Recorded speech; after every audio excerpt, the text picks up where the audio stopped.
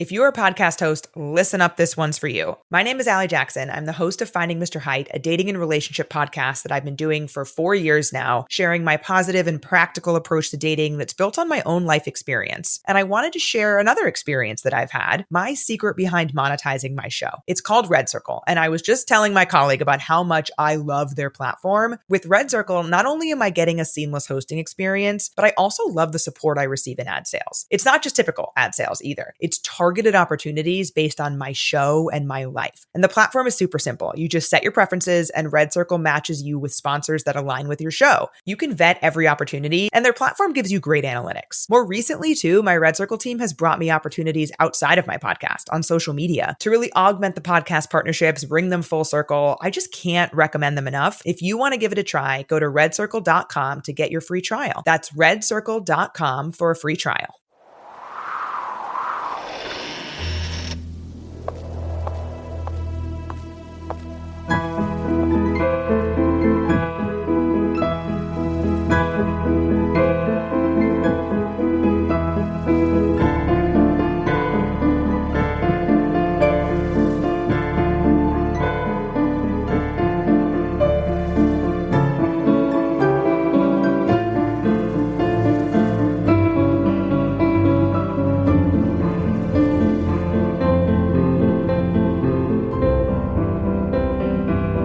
Things with Wings Productions presents a Skylark Special episode in collaboration with a carefully built pretend podcast. I'm your host, Melissa Oliveri. Today we'll be reading a story called Elliot Under Glass. This story was originally released as part of my children's podcast, A Carefully Built Pretend. You may experience a pang of nostalgia, a longing for the magic of childhood, but ultimately, it is commentary on gratitude and living life to the fullest. Have you ever looked deeply into a snow globe and wished with all your might that you could go inside? Maybe it's a snow globe with a dashing unicorn, flowers laced in its flowing mane and tail. Or perhaps it's a holiday snow globe with a jolly Santa surrounded by his elves and a mountain of toys. Or maybe it's one of those snow globes that someone brought back from a trip, with the Empire State Building or the Eiffel Tower inside. You give it a shake and watch the glittery snow swirl around and fall gently toward the bottom, dreaming you could be taken away to the magical place inside the snow globe. Now, what if I told you that sometimes, well, at least one time, there was someone inside the snow globe wishing they could get out? You don't believe me, do you? Well, let me tell you the story of Elliot Under Glass. Be sure to listen through to the end of the episode for a brand new song by Canal, composed exclusively for this story. Now grab a blanket and a warm drink, a handful of wishes, and let's get started. Psst! Over here!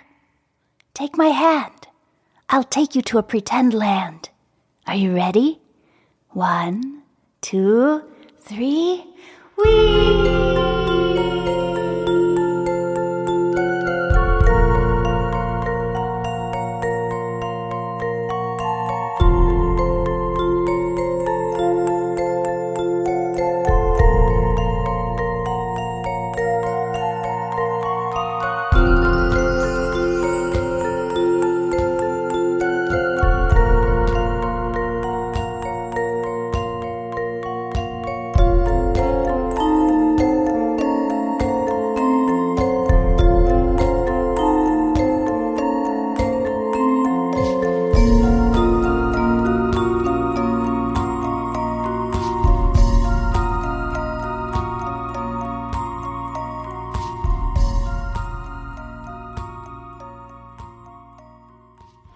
No one is quite sure how Elliot got inside the snow globe. Some say he was put in there when a mystical creature cast a spell on him. Others say he grew from a seed or grain of sand. Others think maybe he hatched out of an egg.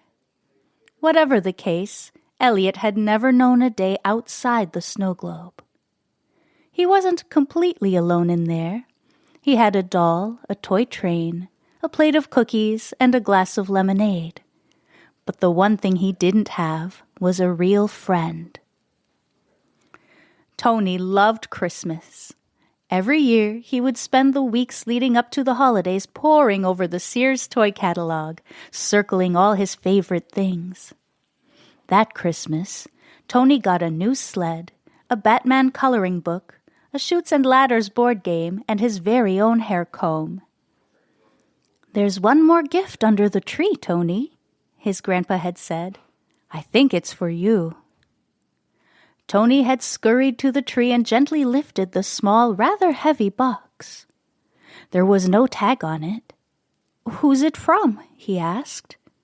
He looked around at the grown-ups in the room, but none of them seemed to know. Tony shrugged and tore off the paper.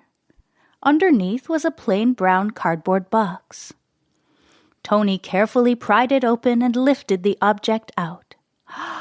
"It's a snow globe," he shouted, giving it a shake, then holding it up to the light to peer inside.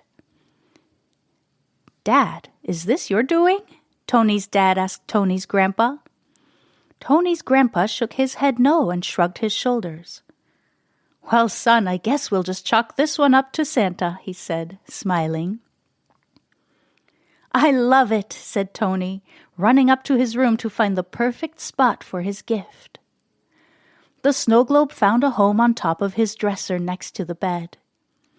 Every night before bed he would lay down and hold it up above his head, peering at the boy inside as the glittery snowflakes fell around him. The boy inside was sitting cross-legged on the floor, a doll, toy train, plate of cookies, and a glass of lemonade by his side. "I wonder what your name is," thought Tony one day. "It's Elliot," shouted the boy. Tony was so shocked he almost dropped the snow globe on the floor. He had seen a film at the movie theater last year with his dad where the toys could talk and move. But that wasn't real. Was it? "Hello, Elliot. I'm Tony." He spoke into the glass at the top of the snow globe. He leaned back and looked down. The boy in the snow globe, Elliot, was waving at him. "It is real," he whispered in disbelief. Tony leaned in to take a closer look. "Elliot, you're so lucky. You get to eat cookies and drink lemonade and play all day." Elliot shook his head, sending a mass of glittery snowflakes swirling around him. "No," he shouted, barely audible through the glass. The truth was, Elliot dreamed of the world outside the snow globe. He dreamed of the cozy bed with the cowboy comforter, or of running barefoot outside and feeling the blades of grass poke between his toes, or splashing in a backyard pool, or a bathtub filled with bubbles up to his chin. In the beginning, he loved cookies and lemonade, but now he wanted to try new things: pizza, popcorn, chocolate-dipped strawberries. "What do you mean, no?" asked Tony, unable to understand why anyone would want to turn down an endless supply of cookies. In the snow globe, he wouldn't have to go to school. He wouldn't have to take a bath or brush his teeth every night, or listen to his sister boss him around. He wouldn't have to wear the uncomfortable button-up shirts his mom made him wear, and he wouldn't have to sit through any of Aunt Janet's boring holiday parties. The more he thought about it, the more life inside the snow globe sounded great. "It's not as wonderful as you think," said Elliot, as if reading his mind. "Cookies and lemonade are fun for a while, but I only have 2 toys to play with, and I don't have a bed. I have to sleep on the floor. This glittery snow gets stuck in my hair and in my clothes. I never get to hug anyone or make new friends or travel and explore new places." Tony sat and thought about it for a long time. Maybe Elliot was right. Life outside the snow globe wasn't so bad. He had been on a trip to Mount Rushmore with his classmates last year, And he sure did have a comfy bed with puffy pillows and sheets that had cowboys on horseback racing across them. He got to go to birthday parties and play on the softball team, play tricks on his dad for April Fool's Day, compete in the spelling bee, go trick-or-treating for Halloween. He got to do a lot of fun things when he really stopped to think about it. "Okay, Elliot, how do we get you out?" he asked. He squinted at the boy in the snow globe and saw him shrug. "I really don't know," replied Elliot. "I've always been in here. I don't know how to get out." "Well, what if we try wishing really hard?" suggested Tony. The two of them squeezed their eyes shut tightly and silently wished with all their might. After a few minutes, they opened their eyes and looked around. But Elliot was still under the glass of the snow globe. "Maybe we need to cast a spell or break a curse, like what a witch or wizard would do," suggested Tony. He packed the snow globe in his backpack and rode his bike to the library to do some research. He found a freedom spell in the book the librarian had brought him. He copied it down in his very best handwriting and biked home. Tony and Elliot repeated the spell word for word, 3 times just in case. But still, Elliot was stuck under the glass, glittery snow in his hair. "Maybe we need to take the snow globe apart and let you out that way," suggested Tony. At this, Elliot looked a little worried, but gave a small, nervous nod. Tony raced downstairs to his mom's toolkit and grabbed a screwdriver. He turned the snow globe over and tried to figure out which screws held which pieces together. After a few tries, he finally flipped the snow globe right side up and peered down at Elliot with a glum look on his face. "I'm sorry, Elliot. I don't think it's doable. The glass is glued to the bottom part, so the water won't come out." Elliot looked sad, but mostly he looked dizzy and nauseous from being upside down for so long. Tony and Elliot eventually gave up on freeing Elliot from the snow globe and just enjoyed their new friendship. Tony would tell Elliot stories about his adventures in the outside world, and Elliot would tell Tony tall tales he'd made up while sitting within the confines of the snow globe. One day, Tony's mom told him to clean his room, reminding him that his grandmother was coming to visit. Tony's grandma would go on and on about how messy and irresponsible he was if he didn't clean his room before she arrived. Tony made his bed and put his clothes and toys away. He hurriedly passed the vacuum back and forth on his rug, then fluffed his pillows and watered his cactus, Bruce, named after Batman's alter ego, Bruce Wayne. "Grandma's here," shouted his mom, sending Tony into a flurry. He hadn't dusted yet. He grabbed the duster from the hall closet and clumsily ran it across his desk, the shelves where he lined up his toy cars and figurines, and finally scrambled to his dresser. He turned his head to look toward the door when he heard his grandmother's voice downstairs, and suddenly heard a loud crash at his feet. Tony's heart sank. He knew what the crash was before looking down at the puddle and broken glass. He heard his mother's footsteps rushing up the stairs. "Tony, are you okay? What was that noise?" she panted from the doorway. Tony was too heartbroken to reply right away. He took a few deep breaths before answering. "My snow globe fell off the dresser. It's broken," he told her. "Oh, honey, I'm sorry. I know how much you love that snow globe. We'll find you a new one," she said, putting a comforting arm around him. "Why don't you come downstairs and ask Grandma to make you a hot chocolate while I clean up," she said, guiding him toward the door. Tony was about halfway done with his hot chocolate when a terrible thought occurred to him. What would happen to Elliot now that the snow globe was smashed? He left his mug on the counter and raced upstairs. Mom, he shouted, taking the stairs 2 at a time. "Mom, wait! You can't throw it away," he cried. "Oh, honey, it's too late. That broken glass was dangerous.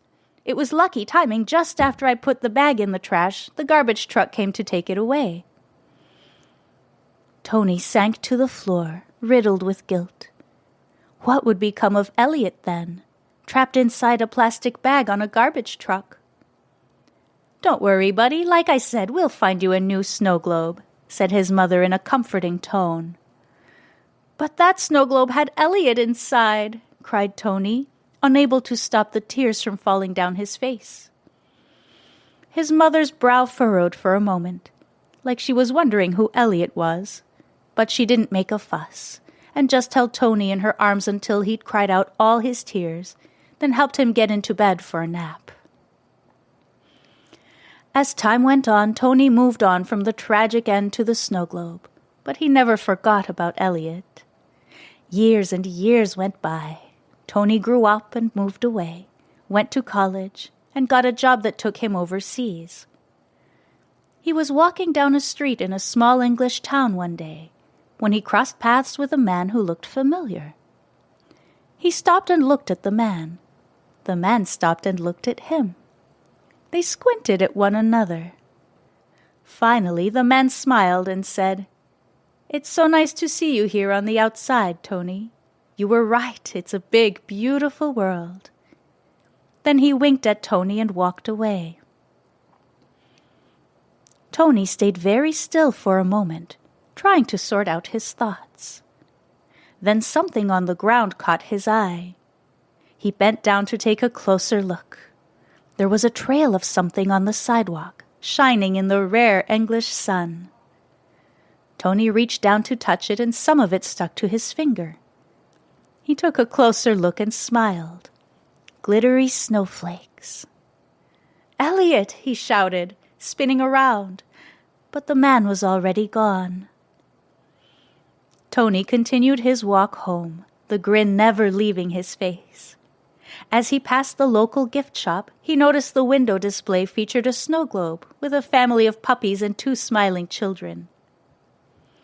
"Honey, I'm home," he shouted to his wife as he walked through the door. "I have a surprise for you." His wife walked in from the backyard excitedly, her curiosity piqued. He handed her a brown cardboard box wrapped in bright yellow paper with an orange bow. She hurriedly unwrapped it and looked at him quizzically as the glittery snow swirled around the puppies and children. "I'm going to tell you a story. I know it will seem hard to believe, but I promise you, every word is true. You see, when I was a boy, I got a snow globe for Christmas." From across the street, a man watches through their window. He slips a cookie out of his coat pocket and takes a small bite. He smiles as he watches the woman unwrap the gift, then lifts off his hat and shakes a few flakes of glittery snow out of his hair before placing it back on his head and continuing on to his next adventure.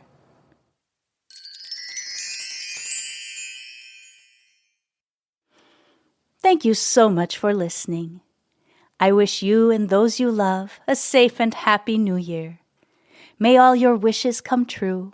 May you live life to the fullest and be filled with joy and gratitude in the year to come. I look forward to joining you again later in January with the return of the Skylark Bell for Season 3, which will feature Skydive, the 3rd and final book in the Skylark trilogy.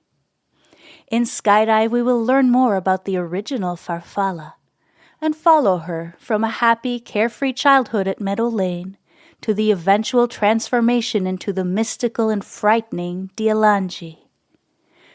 Be sure to listen through to the end of this episode for a brand new original song by Canal, composed exclusively for this story. The Skylark Bell and A Carefully Built Pretend podcasts are brought to you by Phaeton Starling Publishing and feature original music by Canal. I would love for you to join me on Patreon for additional content, and be sure to follow my social media accounts where I share regular updates and previews. The music you hear was composed by me under my stage name Canal, specifically for A Carefully Built Pretend podcast. I also compose all music for the Skylark Bell, as well as other podcasts like Collected Sounds, Volstead Land, and The Activity Continues. If you need custom music for your projects, please don't hesitate to reach out. Links to all these fantastic podcasts can be found in the show notes. Once again, thank you for listening. I'm Melissa Oliveri, writer, producer, composer, and host of the Skylark Bell podcast.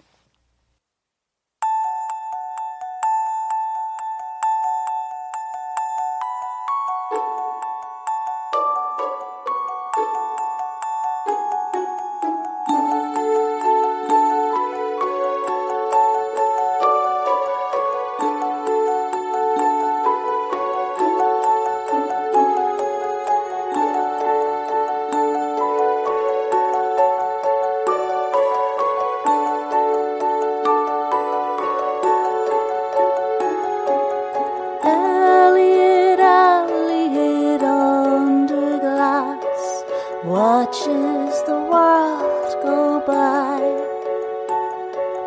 Outside the window the children play, while Elliot sits alone all day. Elliot under glass, snowflakes tangled in his hair.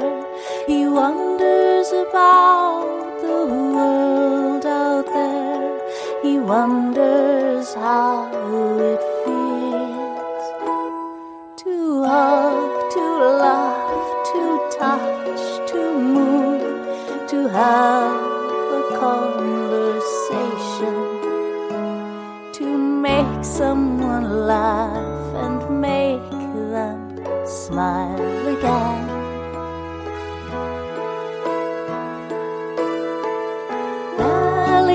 Elliot under glass will never fall down and break a bone, will never break a heart, never grow old, never hug or love or touch or move or hold a lover's hand, have an argument, hear an apology, a heartfelt I'm sorry.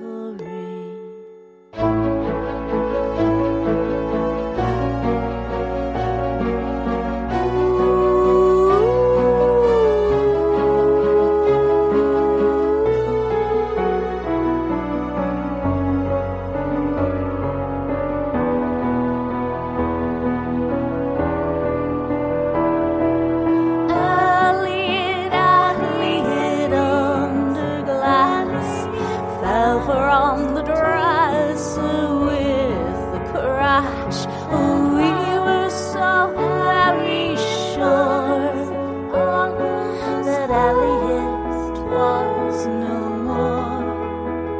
Ooh, but Elliot finally was more than he'd ever been, because Elliot could feel. Elliot was real. Elliot was real.